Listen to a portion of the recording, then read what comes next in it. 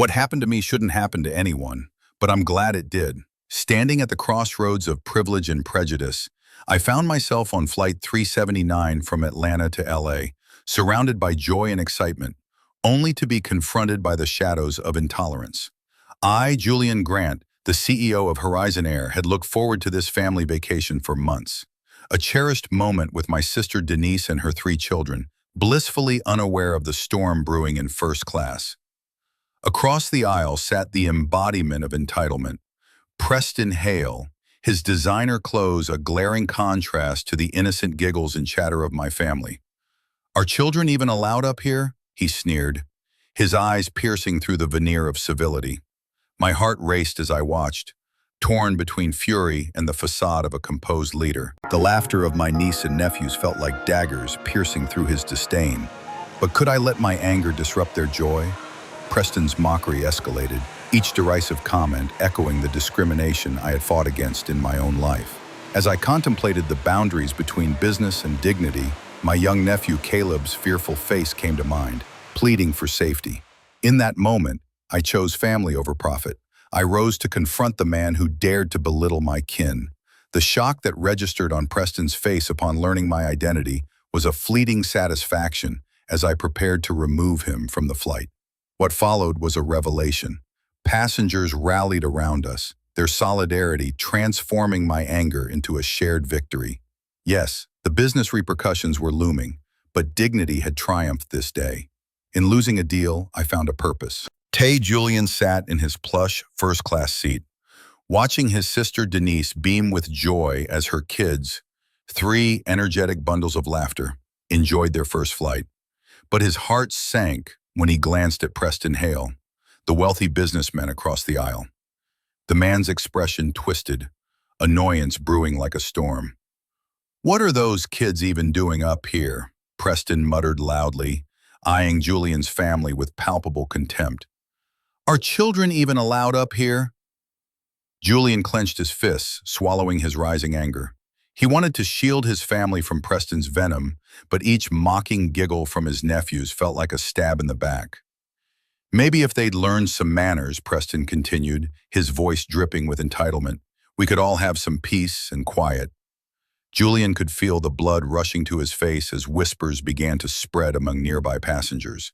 Yet he hesitated, knowing he had to hold his ground. His nephew Caleb's wide eyes filled with fear, and Julian's heart broke. "Uncle Julian, are we getting kicked off?" Caleb asked, his voice trembling. "No more." Julian rose, steeling himself as he approached Preston. "I'm Julian Grant, CEO of this airline, and those are my family members you're insulting."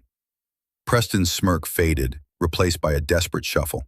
"I didn't mean—" "Is not a misunderstanding," Julian interrupted, his voice steady. "It's an affront, and you need to leave." Tragedy on Preston's face only fueled Julian's resolve. With the passengers leaning in, murmurs of support echoed through the cabin.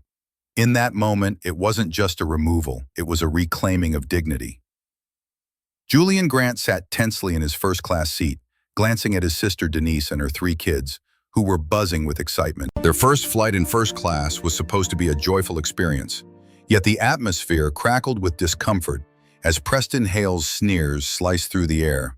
His disdain for the children echoed as he muttered about what little kids were doing up here, eliciting a muted gasp from the nearby passengers. As Preston's voice rose, Julian's heart raced. The laughter of his nephews turned into nervous giggles under the weight of the man's contempt. "Are children even allowed up here?" Preston scoffed, glaring at them as if they were a blemish marring his luxury. Julian could feel his blood boil. Each smug remark was another stab at his family's joy. Memories of his own childhood flooded back, the sting of prejudice and the helplessness he felt, thrusting him into a maelstrom of frustration and determination. His young nephew Caleb, wide-eyed, whispered, "Are we going to get kicked off?" The innocent question wrapped around Julian's heart like a vice. The fear in Caleb's voice was the moment Julian realized he had to choose: protect his family's dignity or maintain a tenuous business relationship. The next moment was clarity.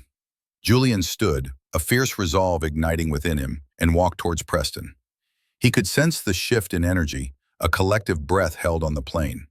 When he introduced himself as the owner of Horizon Air, Julian saw the mask drop from Preston's face, revealing shock and denial. "No more," Julian said, the words a quiet thunder. Julian took a steadying breath, his heart racing as he faced Preston. He straightened his shoulders, a newfound determination coursing through him. "You need to stop," Julian said, his voice calm yet firm. The passengers nearby shifted their attention, whispers filling the air. Preston scoffed, but Julian pressed on. "These kids deserve to be here just as much as you do. This is a first-class experience for them. You don't own this space. We are first interesting of Streeton or Crummers. If the following houses for your Warwist in your wards. We're Sievding Complex in your wards. Disability 12s and your ward in Terru should be. And you do felt it in these Tories for years.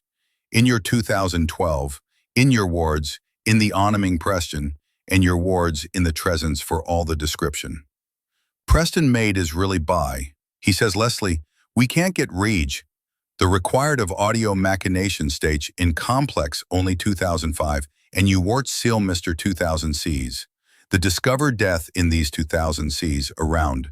He did not have to marriage from the Los complex, the don't home or you do, you don't. Discover death is every popular found Preston's faced. We turn a person's death. Let this be a lesson. There's a line, and you just crossed it." As the flight attendant approached, the murmurs of support grew louder. Julian savored this moment. It was more than a confrontation. It was the reclamation of his voice, a signal that he wouldn't back down again. Julian felt his heart race as Preston's voice cut through the hum of the flight. The first-class cabin, once filled with a joyful chatter of children, seemed to close in around him as the wealthy passenger launched into another tirade about the noise made by his niece and nephews. As Julian's sister Denise shot him a worried glance, the laughter of her kids dwindled to uncertain whispers. "Are children even allowed up here?" Preston sneered, his disdain palpable. Julian's hands clenched at his sides. He thought of Caleb's sparkling eyes, of the innocence that dangerous pride could tarnish. Silence enveloped the cabin moments before Julian rose from his seat, the weight of generations behind him. With each step, a deep-rooted anger ignited within him, recalling many times he had faced similar prejudice. But this time it was not just his battle, it was for Caleb and the children. As he approached Preston, the man's demeanor shifted from arrogant confidence to palpable fear. "I'm Julian Grant," he declared firmly, "CEO of Horizon Air, your airline." Gasps echoed throughout the cabin, passengers shifting in their seats as they began to grasp the unfolding reality. Preston's mouth moved without sound as shame crept across his face, a far cry from the entitlement he had wielded moments before. "Do you think you can insult my family and remain on this flight?" Julian continued, calm yet unyielding. "Your entitlement ends here." As Preston protested, desperate to cling to his status, a murmur of approval rippled through the audience. Supportive glances met Julian's eyes. He was not alone. Tague the stewardess appeared, visibly hesitant but resolute, and removed Preston from his seat at Julian's direction. Cheers erupted softly, passengers nodding approvingly, a silent standing ovation for the stand against arrogance and prejudice. In the aftermath, as Julian settled back into his seat, Caleb's tiny hand slipped into his own. Their bond solidified in shared triumph. "Did we win, Uncle Julian?" the boy asked, eyes wide with admiration. "Powerless," Julian replied, the air thick with both relief and justice. Outside, the sun broke as the aircraft soared, a beacon of hope asserting that dignity should never be a casualty of privilege. As I sit back and reflect, I realize how transformative that flight was, not just for my family, but for me too. Confronting entitlement in its rawest form triggered something deep within me. I never thought I'd stand up to someone like Preston Hale, especially knowing the potential fallout it could have for Horizon Air. Yet the moment Caleb's worried eyes met mine, I understood. It was about more than just a business deal. It was about dignity. Ours and, more importantly, the children's. After the dust settled, I watched as the story unfolded online. The support from strangers and the backlash against discrimination reminded me that our choices have the power to shape narratives. I grew stronger that day, gaining not only those lessons for my family, but also for anyone facing prejudice. So I pose a question to you. Do you think I went too far? Have you ever faced someone who tried to diminish your worth? Let's talk. Share your stories in the comments and let's explore the nuances of power, justice, and standing up for what's right.